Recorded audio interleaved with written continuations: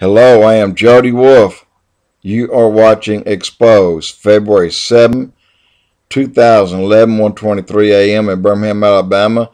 And today's topic, World Food Supply in Deep Jeopardy.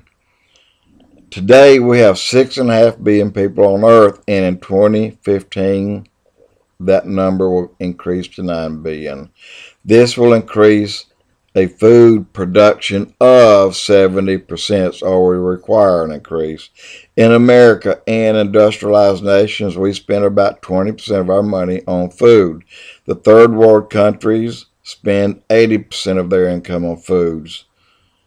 And if not in higher amount because of shortages, then simply because of their income. If someone is able to control the food, then they control the people.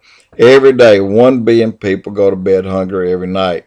One person starves to death every 3.6 seconds. 75% of the people who starve are under the age of 5.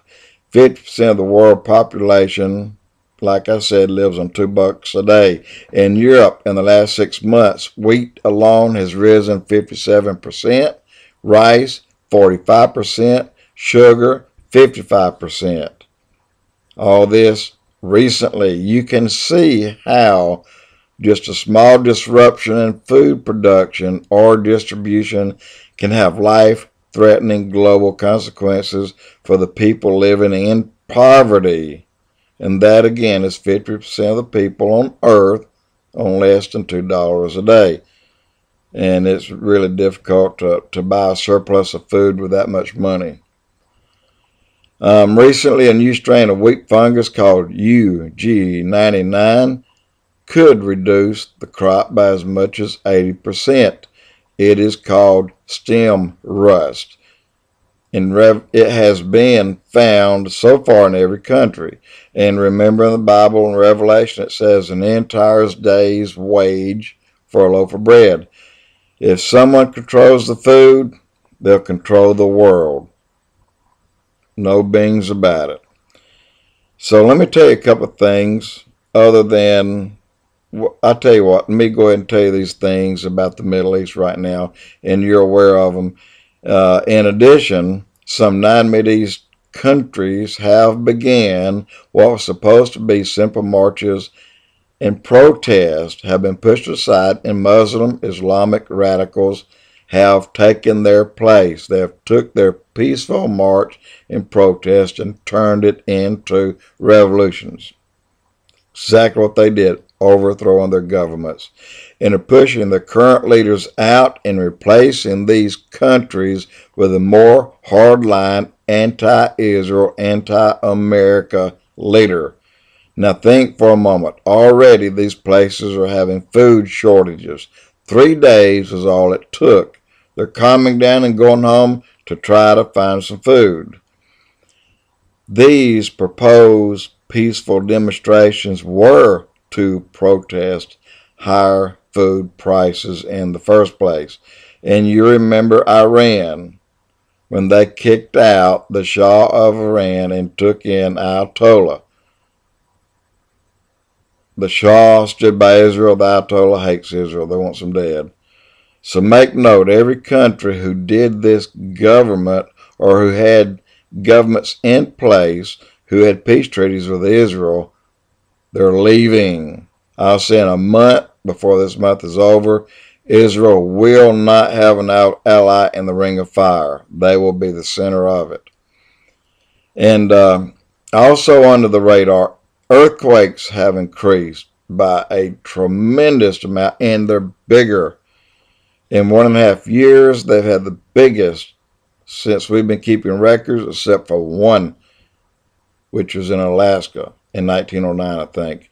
Over 30 billion in damages, 300,000 lives lost, not including the tsunami that killed 300,000 in Thailand and surrounding countries, including billions in damage. Australia, a locust epidemic.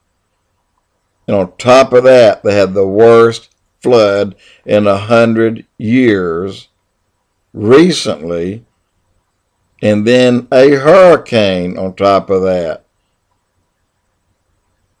so their crop is 80% devastated. Pakistan flooding, worst in history, 20 million homeless.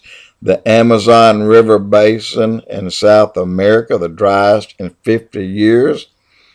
And in the same week as the flooding in Pakistan.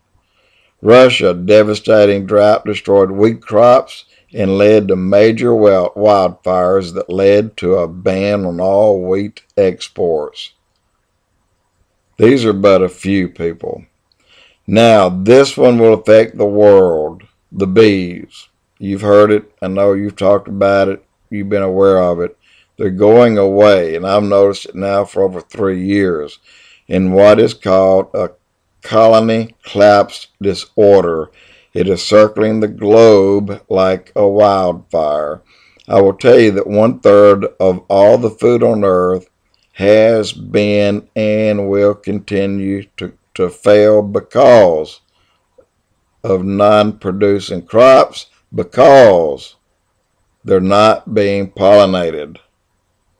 Despite years of research, the scientists are not any closer to the reason why. That, my friend, will create a global famine.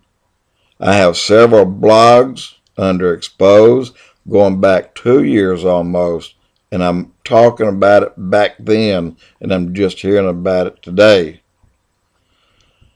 So, tell you about one more, and really put this under your hat.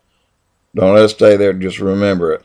You must tell people you know so that you can be prepared, and most importantly, there is not a shortage in heaven.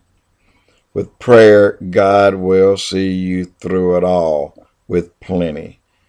You must also help others by telling them, help feed them, and how to know God. And then Jesus Christ will supply their needs. So in Psalms 37:25, read it. God has a famine insurance policy. And in Proverbs 19 verse 17 is the insurance policy. So now you have a hint of the book of Revelation. And we are just in the 4th chapter. We have just started. Again, I can't tell you this enough because it's going to happen. If you control the food, you can control the world. And without God, you are part of the world. When you're born again, you're no longer bound to the world and the terrible woes that are coming to you. They will not touch you. So please think about it. Listen, read those scriptures, because it is here. It is upon us right now today, and you can see it every time you go to the supermarket. And it's going to only get much worse. Jody Wolf, EXPOZ.